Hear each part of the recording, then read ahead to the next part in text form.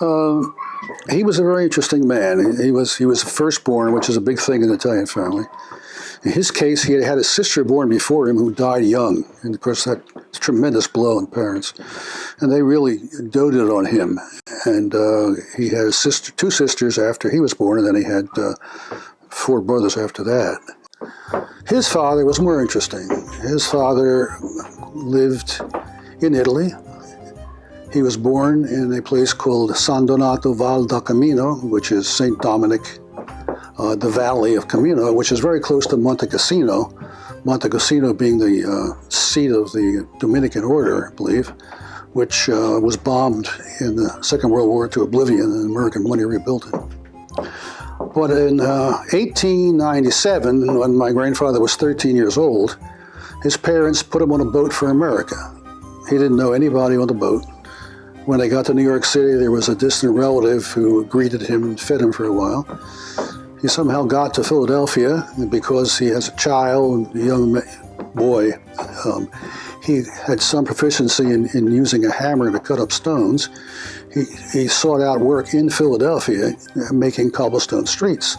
And then in a relatively short time, he hired other people to help him, took contracts with the city, and by the time he was 20 years old, in 7 years, he was a millionaire. That's what America was like in that day, no taxes. And he was a very interesting person who had a tremendous personality and made friends with people very easily. And he, with his own money, built a Dante school, which is still on the maps in Philadelphia, in the Chester area, which was an orphanage. And I slept in that orphanage once as a child. Nuns around the orphanage. Because of that generosity, the King of Italy knighted him Chevalier of the Italian country. And the year I was born, my father and his father went to Italy to visit Mussolini. Mussolini was trying to favor people who were Italian Americans in America in order to give him support from the American government. My father was a person who was a good tenor voice, sang very well, and in his early 20s, he performed in vaudeville with Morton Downey. And then his father said, "I need you home here to take care of the business." And he was singing on the road. He loved to sing. He had a wonderful singing voice. And his father needed him, because my father was a civil engineer. Oh, I know, his father was going to Europe. And while my grandfather was in Europe, the economy collapsed, the market collapsed in '29.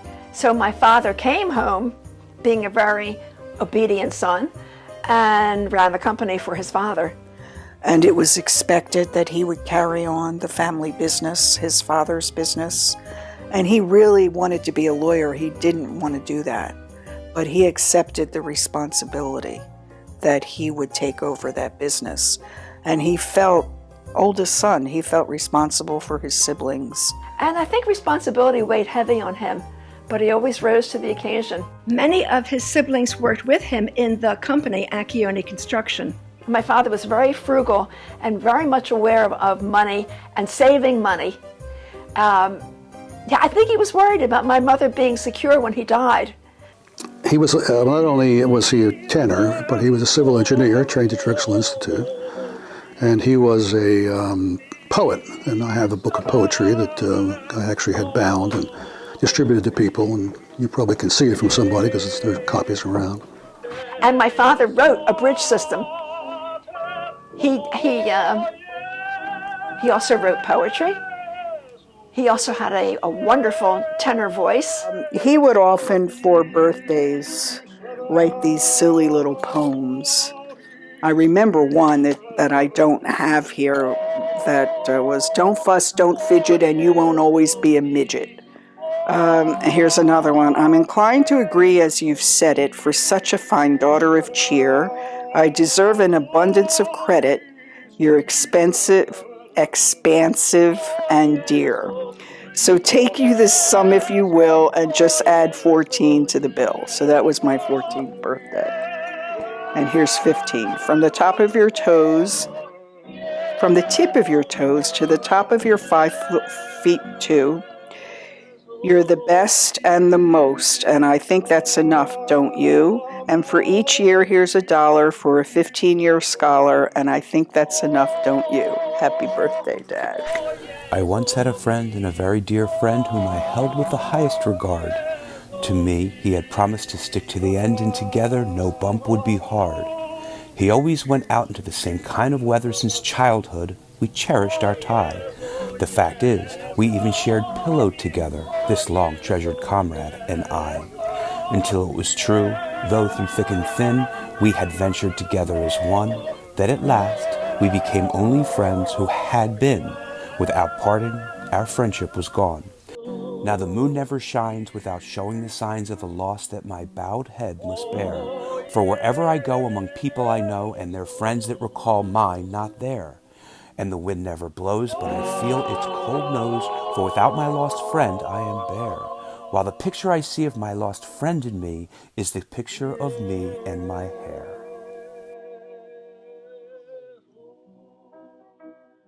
He was a Republican, but not like today's crazy Republicans. He, believed in being fiscally conservative. And, of course, when I went to college, we were protesting the Vietnam War, we were protesting racism. To him, it was a whole foreign concept. But I don't remember arguing with him. I know I argued with him somewhat. My father was a general contractor. And at Tufts, there was a protest because the contractor working on the building didn't have any minorities working for them. So, he was just thrilled to hear that. That kind of a thing. No, he didn't like it. He didn't, he lived at a time when he felt his whole life Italian Americans were discriminated against. But he didn't understand how much worse the discrimination was for blacks. My father was a Republican, but he was very liberal in his actions. He hated Roosevelt because he thought Social Security was a really socialist idea. He thought that was outrageous. But my parents' best friends were, I'm not going to name names, but a homosexual male couple, an asexual male. That was very, very rare then. I mean, nobody. It was just unheard of then. And 2 Japanese American brother and sister. And this was right after the Second World War. So he was very liberal in his actions. As with my husband, it taught me compassion for people and understanding and acceptance of people for who they are. What's interesting to me is I realize in going back through these letters, he was a lot like Walter. I married my father. Loving and kind and caring, but difficult. And my mother said in one of these letters that his mother used to say he loses himself because he would, he was always caring about us, but he was critical and difficult. Oh, my father was very difficult in many ways. My father was a very interesting man, a rotten, spoiled firstborn child. If he couldn't find something, he would get very angry and very upset. And one time he said, nobody's leaving this house until I find this. He wanted us to all go out looking for it. He was tough. He was so funny. He lost his gold cufflinks and he couldn't find them anywhere. And he was sure somebody stole them. And then I think weeks later he found them in a sock, tied in a sock. He was kind, but unlike my mother, he was more pessimistic and impatient. She was more optimistic and cheerful. Obviously, he believed in doing the right thing. He was honest and moral. I take it she was a good compliment to him. Yes, my father actually said Your mother and I keep a good balance of friends. She makes them and I alienate them. He said that. He said that. Was he self-aware? Very. Well, I don't know very. Yes, somewhat. And I remember when he was difficult, he would say, "That's so you won't miss me when I'm not around." Did he have Somewhat self-aware. self-deprecating humor? Oh, yeah. He was very funny. Grandmother shared two little stories that illustrated his sense of humor.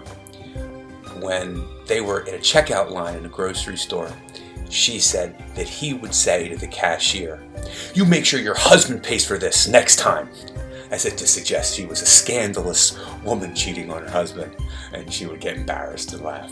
And then if they were in a center city elevator, they would get in a crowded elevator with a whole bunch of people all in suits, and then he would say to her, "Wow, did you see all those tall buildings? Wow!" pretending to be a hick, and again embarrass her as if they were some really geeky tourists all impressed with the city skyline. And that's how he got a kick, teasing her, and of course she loved it. We have a couple funny stories about my father.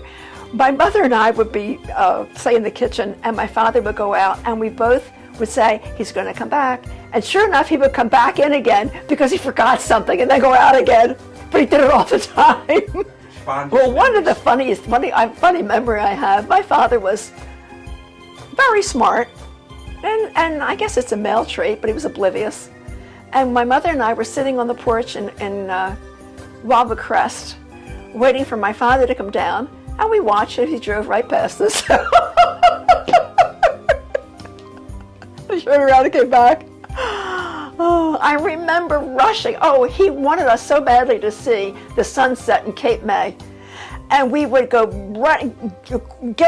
would get dinner fast, and we would go out, and we'd get there, and we'd always miss it.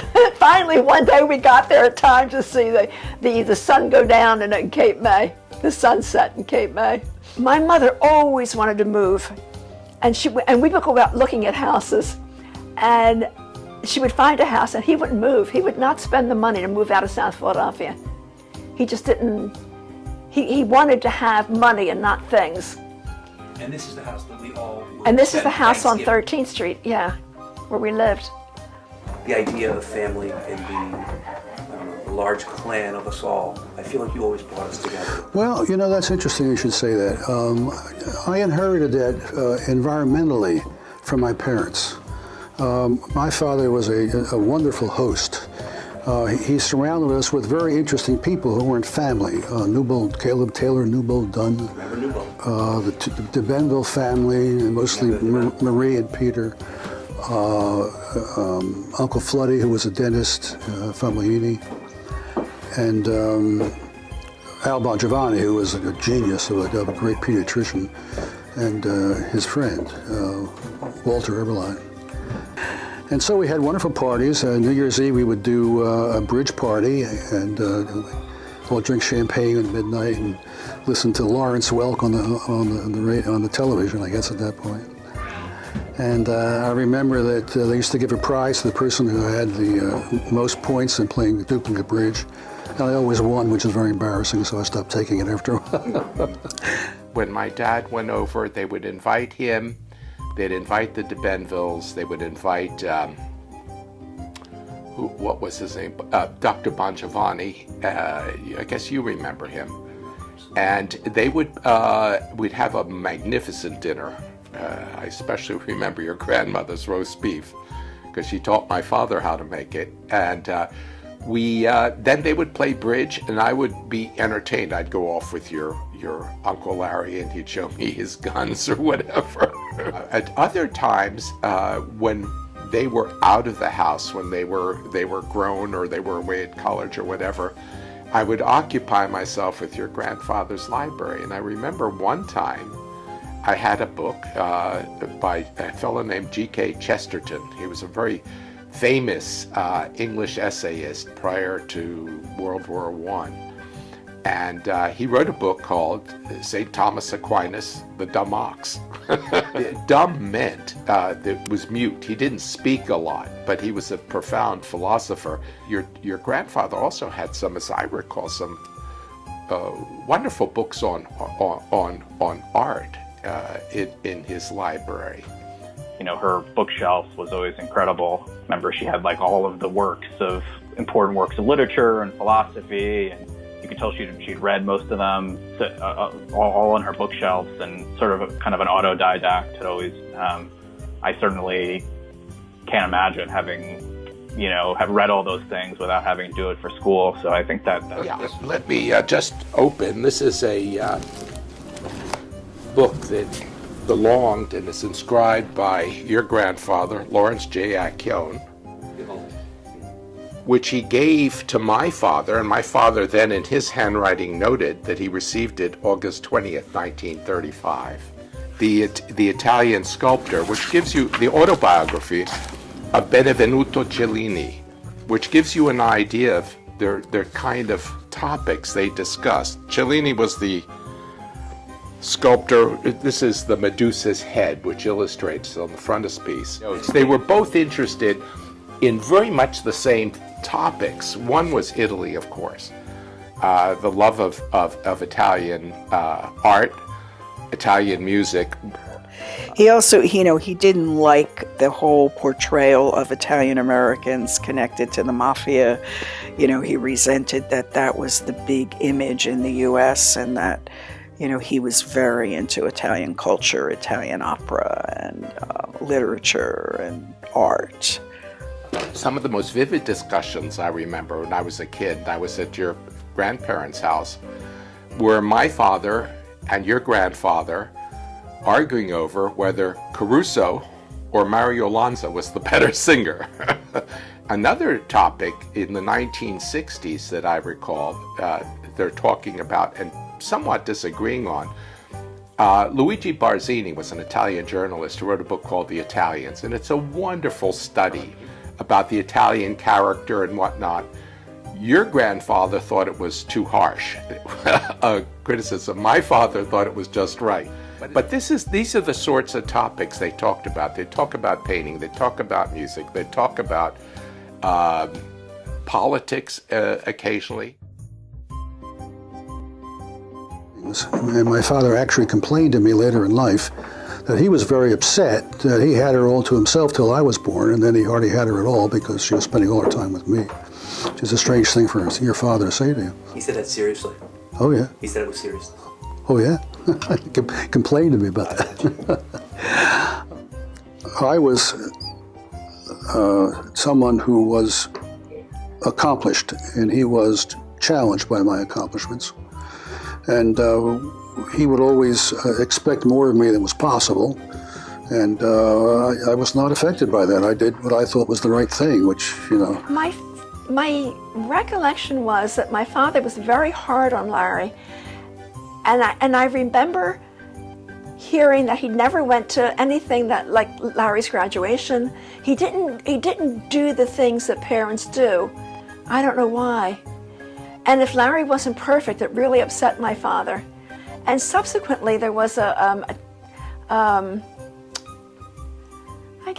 tension between them, because I think Larry was frustrated that my father wasn't more accepting. We had a funny relationship. His brothers were like sons to him, and I was like a brother to him. And I really lament the fact that when he died at 63, and I was 72, I was 38. And I wish I'd had him around longer, as long as my mother. So, in my maturity, we could have had different discussions. And wouldn't have been a father and a son. It would have been two adults. No, I would have been more mature, so that the nature of the discussions would have been more on equal footing than a father talking to a son and a son to a father. Well, that he did encourage me to be all that I could be. He was also critical. So if I was doing something wrong, he would point it out. he was very sparse with compliments. So I was interested to find some in those letters. But, his idea of a compliment was, "You don't look so ugly today." But it was said with that kind of humor. It was, neither of my parents were effusive in their praise, but you knew the support was there.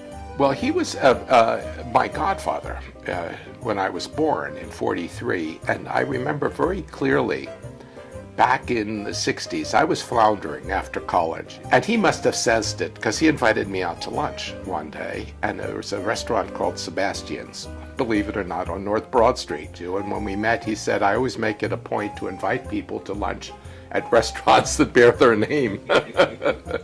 So And he had a good sense of humor. he had a wonderful sense of humor, and we sat down, and he very gently steered the conversation to what we wanted to do, futures, and really it was him. I realized later he was operating in his godfather role, and he took an interest in me.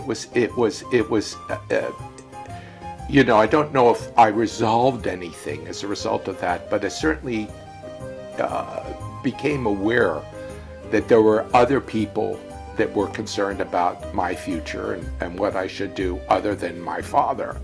Now I realize how important that was. One of the characteristics of his was that he'd speak to you seriously. My father could do it with other people, but with me, there was always that tension, the father-son tension, always teaching you lessons. But with your grandfather, he would just try to find out, not necessarily agreeing with you. In fact, we disagreed on several issues. He would take you seriously. My father died on Labor Day of 1972.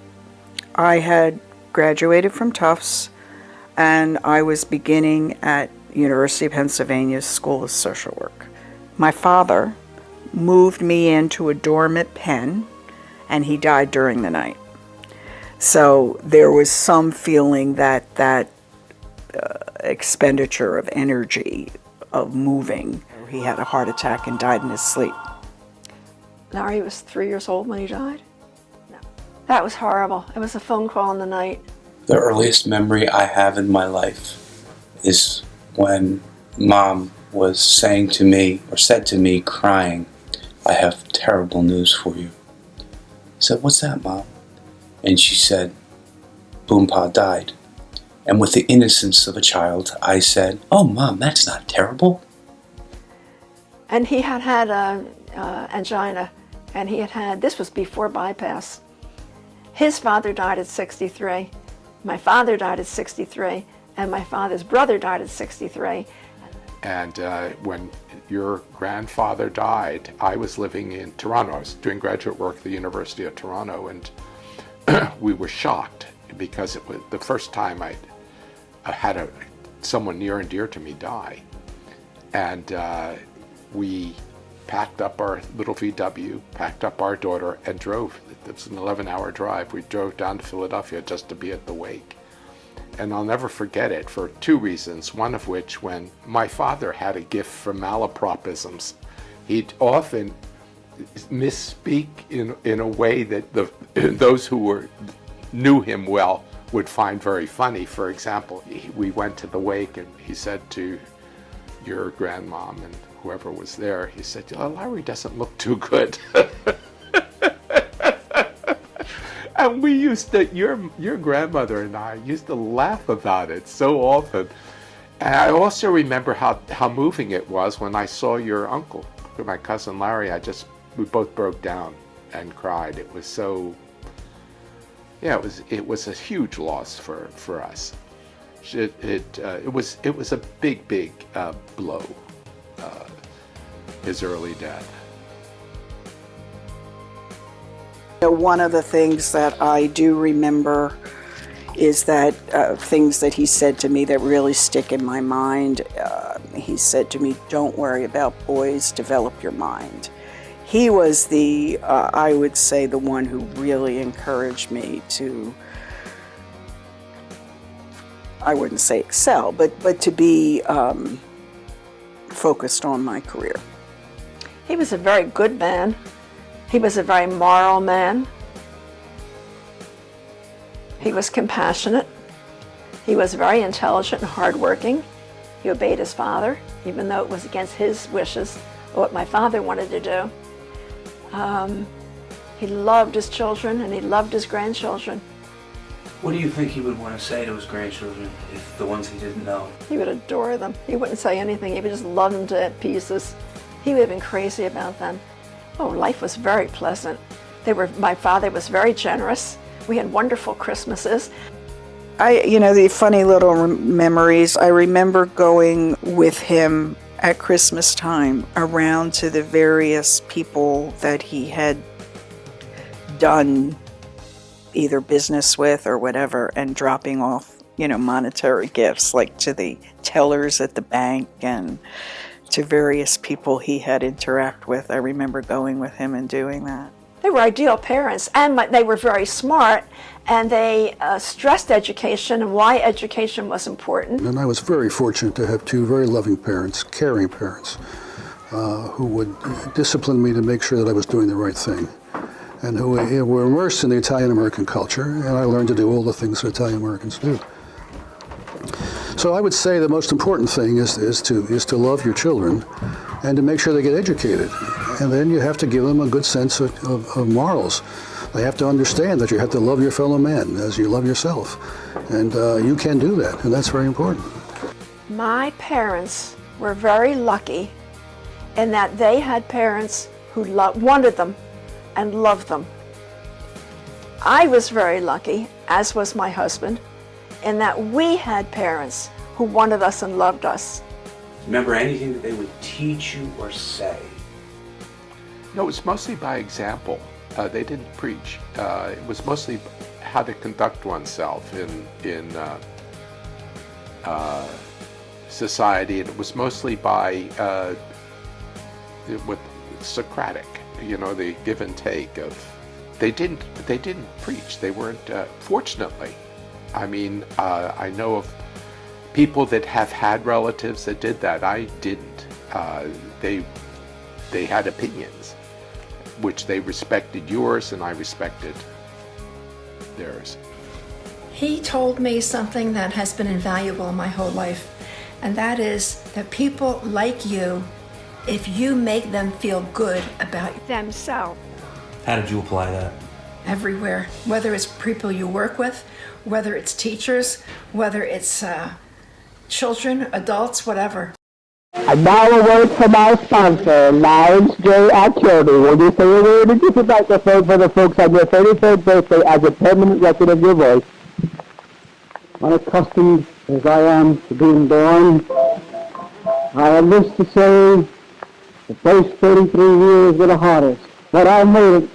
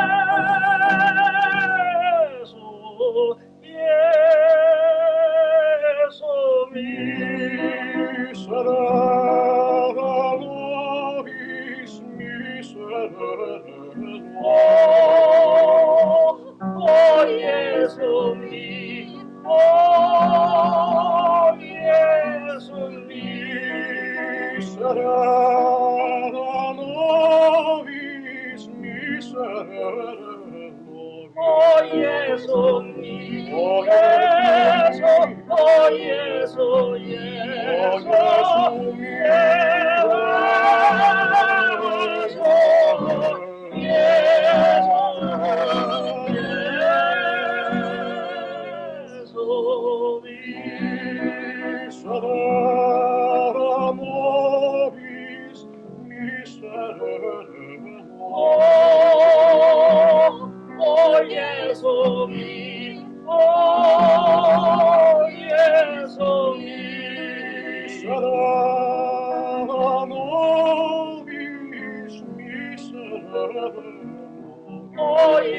oh